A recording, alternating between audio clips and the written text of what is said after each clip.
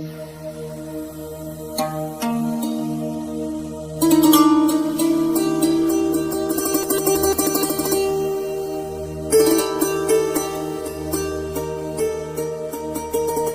यूहन्ना रसूल का पहला खत, उसका 5वां बाब, उसकी 19वीं आयत मुबारक की तिलावत करेंगे।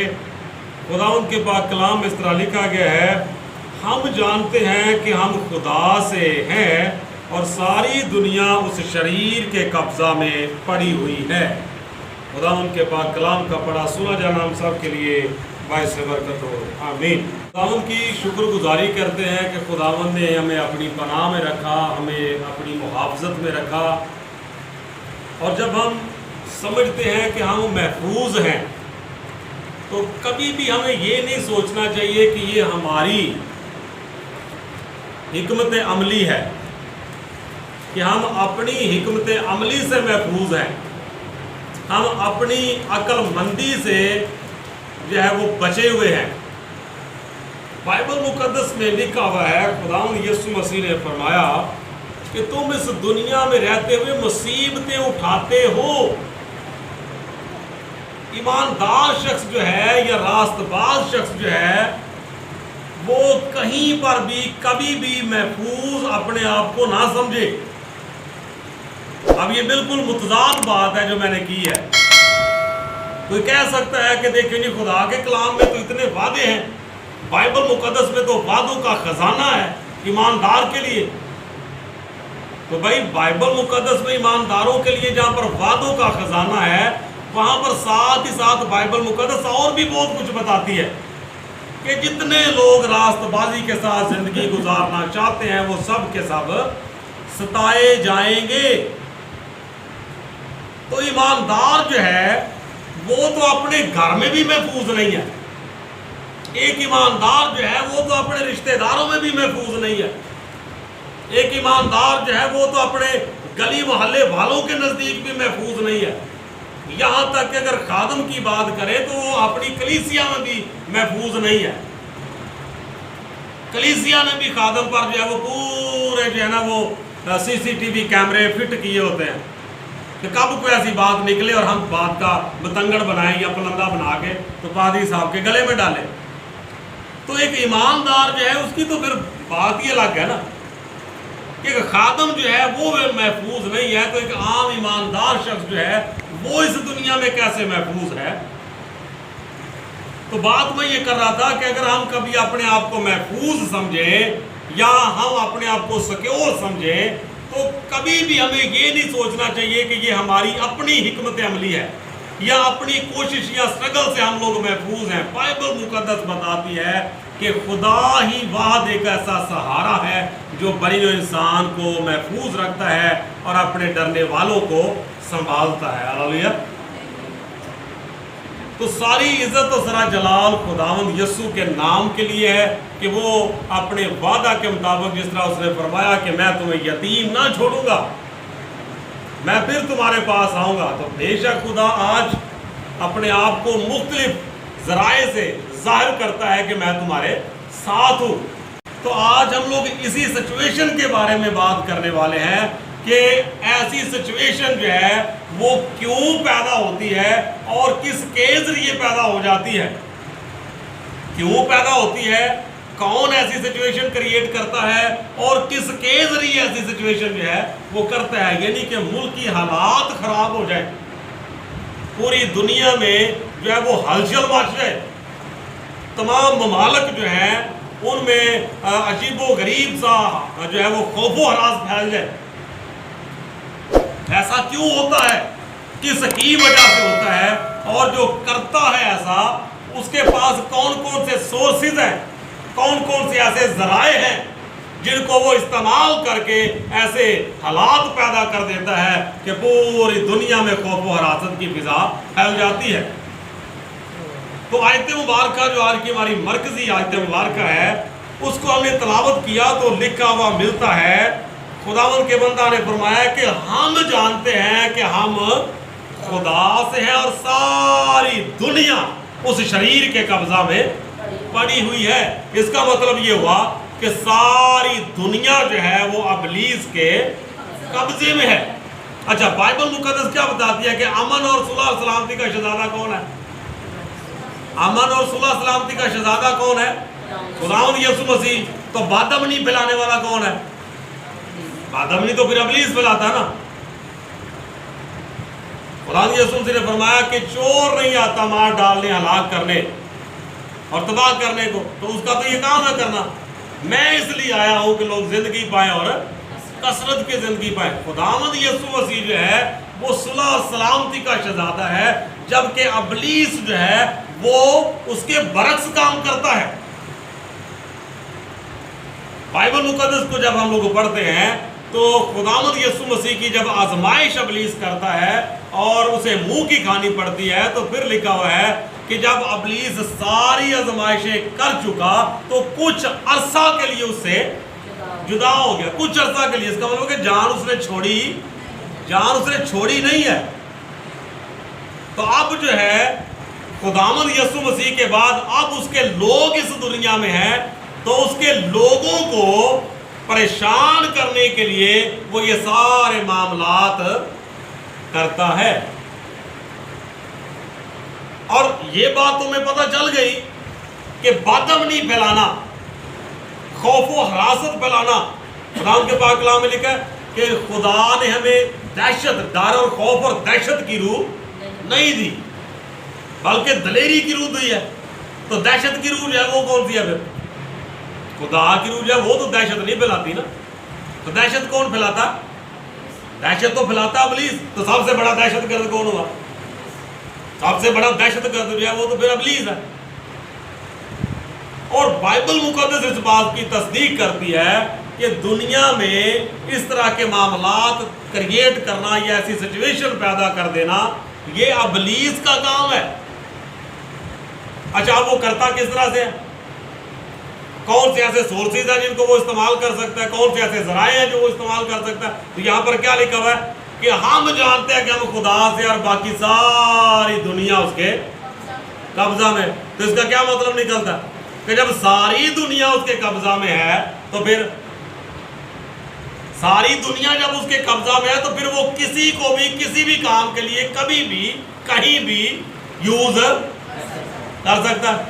क्लियर हो गया कि वो कौन करता है, ऐसी सिचुएशन कौन पैदा करता है और किस तरह से करता है, कौन से सोर्सेज है उसके। तो भाई पूरी दुनिया उसके कब्जे में है। खुदा के बंदा ने कहा कि हम जानते हैं कि हम खुदा से और बाकी सारी दुनिया इब्लीस के कब्जे में। अच्छा, उसने अपने आप को क्यों अलग कर लिया कि हम जानते हैं कि हम खुदा से? उसने अपने आप को क्यों अलग कर लिया? उसकी वजह खुदा यीशु मसीह ने बयान की है। मुकद्दस यूहन्ना रसूल अपनी इंजील मुबारका में ही जिन्होंने तहरीर फरमाई है उसमें बयान करते हैं, खुदा यीशु मसीह के अल्फाजों को लिखते हैं। मुकद्दस यूहन्ना रसूल के लिए उसका 15वां बाब है और उसकी आयत नंबर 16 को पढ़ते हैं तो खुदा यीशु मसीह अपनी जुबान मुबारका से सादर फरमाते हैं कि तुमने मुझे नहीं चुना बल्कि मैंने तुम्हें चुन लिया और तुमको मुकर्रर किया कि जाकर फल और तुम्हारा फल कायम रहे। अच्छा, फिर उसके बाद आगे देखते हैं 19वीं आयत में तो लिखा हुआ है, अगर तुम दुनिया के होते तो दुनिया अपनों को अजीज रखती, लेकिन चूंकि तुम दुनिया के नहीं बल्कि मैंने तुमको दुनिया में से चुन लिया है। अब क्यों खुदा के बंदा ने कहा कि हम जानते हैं कि हम खुदा से, बाकी सारी दुनिया इब्लीस के कब्जा में। तो उसने खुद को अपने आप को जो है वो क्यों अलग कर लिया? तो क्या खुदा यीशु मसीह की इस बात को वो जानता है कि मैं खुदा यीशु मसीह का चुना हुआ बरगजीदा बंदा हूं। तो खुदावंद के कलाम के मुताबिक जो खुदा के चुने हुए और बरगजीदा लोग हैं, जो मुकद्दसीन हैं, वो इस दुनिया का हिस्सा नहीं है।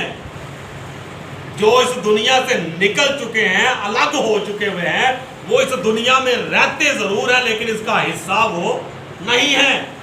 और यही वजह है कि खुदा के बंदा ने कहा कि हम जानते हैं कि हम खुदा से, बाकी सारी दुनिया इब्लीस के कब्जा में। तो इसका मतलब ये हुआ कि मसीही कौम में से भी सिर्फ वो लोग इब्लीस के कब्जे में नहीं हैं जो खुदा के चुने हुए बरगजीदा मुकद्दसीन हैं। बाकी मसीही भी सारे जो हैं वो किसके कब्जे में है? باقی سارے مسیحی بھی اسی کے قبضے میں ہیں. تو اس کا مطلب یہ ہے کہ امن کی فضا کو خراب کرنے کے لیے وہ مسیحیوں کو بھی استعمال کر سکتا ہے, وہ کسی کو بھی استعمال کر سکتا ہے. کیوں؟ کیونکہ ساری دنیا اس کے قبضے میں. تو جس طرح سے میں اکثر یہ بتایا کرتا ہوں کہ یہ جو ایول سپرٹس ہوتی ہیں, یہ جو ناپاک روحیں ہوتی ہیں, یہ بے شک فضائی تصویریں ہیں, لیکن فضاؤں میں رہنا انہیں پسند نہیں ہے. ہیں تو یہ فضائی تصویریں, لیکن انہیں رہنا وہاں پہ پسند نہیں ہے. کیوں؟ کیونکہ وہ چاہتی ہے کہ ہم کسی نہ کسی کے اندر گھس کے تو رہے, تو پھر ٹھیک ہے. اب جب خدا یسوع مسیح نے وہ لشکر جس کے اندر تھا اس میں سے اس پورے لشکر کو نکالنا چاہا, تو انہوں نے کہا نہیں ہمیں نہ نکال. پھر منت کی کہ اگر تو ہمیں نکالتا ہی ہے تو پھر ہمیں اس علاقے سے باہر نہ بھیج. پھر اس نے کہا کہ اگر تو ہمیں نکالتا ہے تو چلے اور کہیں نہیں تو کم سے کم ہمیں سوروں کے اندر بھیج دے, کہ کسی نہ کسی کے اندر تو رہے, کسی نہ کسی کے اندر تو رہ کے ہم کام کریں. تو اس کا مطلب یہ ہوا کہ ابلیس جو ہے وہ تو سوروں کو نہیں چھوڑتا. یہ جو ایول سپرٹس ہیں, یہ جو شرارتی روحیں ہیں, وہ تو سوروں کو نہیں چھوڑ رہی, ان کے اندر بھی گھس گئی ہیں اور ایسا ان کا دماغ خراب کیا ہے کہ وہ جا کے پانی میں ڈوب مرے. تو اسی طرح سے انسان جو ہیں وہ تو سمجھے کہ ان کی وہ فیورٹ پرسنالٹی ہے نا, کہ جن کے اندر وہ رہنا پسند کر دی. تو کسی کے اندر بھی ہو کہ ابلیس جو ہے وہ کام کر سکتا ہے اور امن کی فضا کو خراب کر سکتا ہے. اچھا, پھر خداوند کے پاک کلام میں یہ جو لکھا ہوا ہے مقدس متی رسول کے انجیل 24ویں چیپٹر کے اندر, خداوند یسوع مسیح نے فرمایا کہ تم لڑائیوں کی افواہیں سنو گے اور خبردار رہنا, گھبرا نہ جانا. قوم پر قوم چڑھائی کرے گی, سلطنت پر سلطنت چڑھائی کرے گی. اچھا, کیوں کرے گی؟ وجہ کیسے ہوگا یہ سارا معاملہ؟ کیونکہ ساری دنیا کس کے قبضے میں ہے.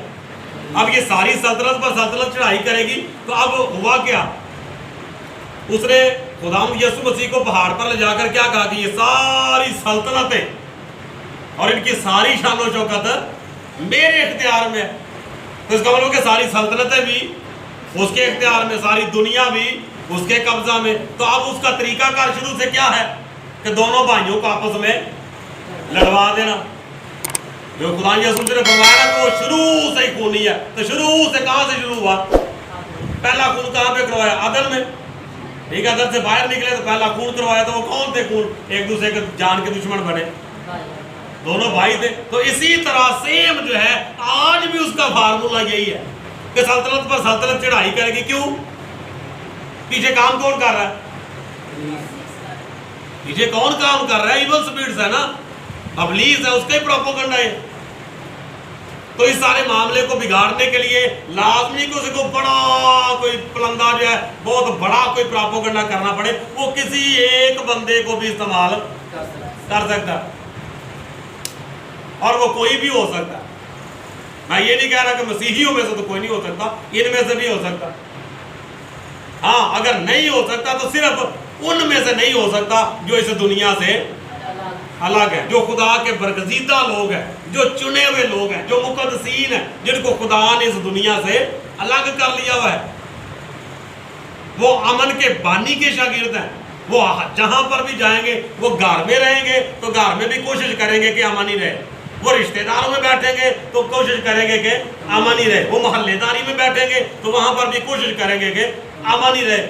تو اس کے برعکس ایسے بہت سارے لوگ آپ نے دیکھے ہوں گے کہ جو وہ گھر میں ہوتے ہیں, نہ گھر میں سکون سے رہنے دیتے ہیں, نہ رشتہ داروں میں بیٹھ جائیں تو رشتہ داروں میں جو ہے وہ ان کے سینگ پھنس جاتے ہیں دوسرے کے ساتھ, اور محلے میں بھی ان کا جو ہے وہ تانا بانا اسی طرح سے لگا ہی رہتا.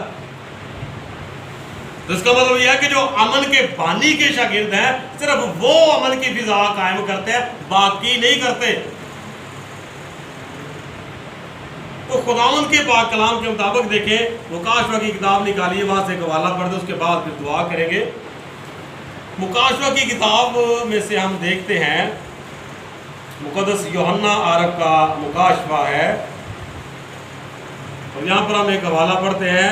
16واں چیپٹر ہے جی, 16واں چیپٹر ہے, اور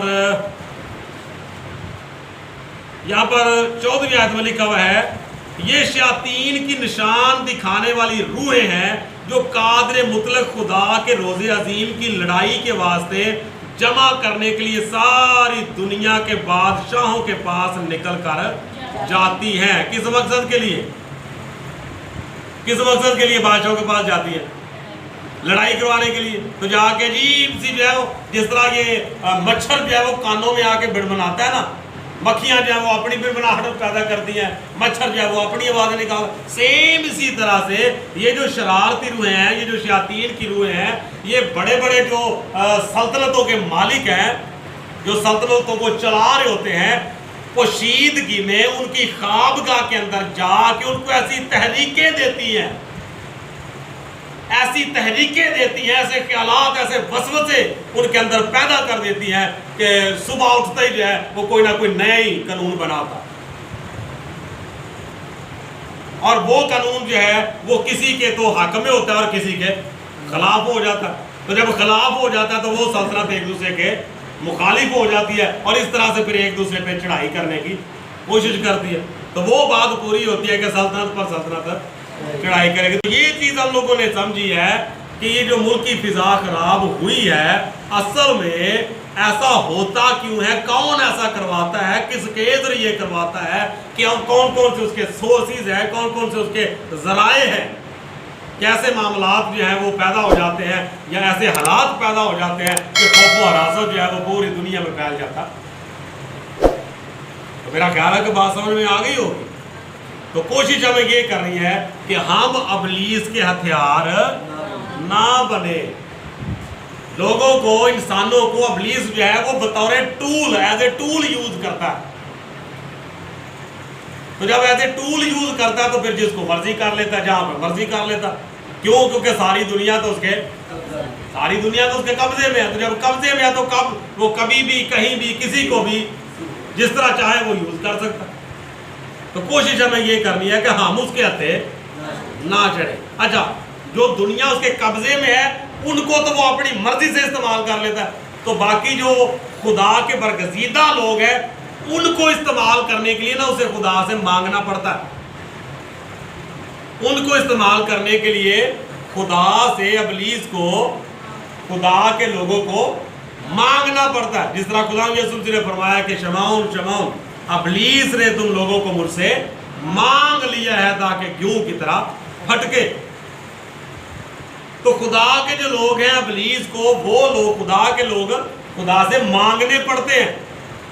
तो कोशिश हमें ये करनी है कि हम उसके हथे ना चढ़ जाएं या उसके हथियार ना बने। तो मैं ये मुबारक बात समझता हूँ कि जो खुदा यीशु ने फरमाई कि तुमने नहीं बल्कि मैंने तुमको चुन लिया और फिर दुनिया से अलग कर लिया है, तुम दुनिया के नहीं हो।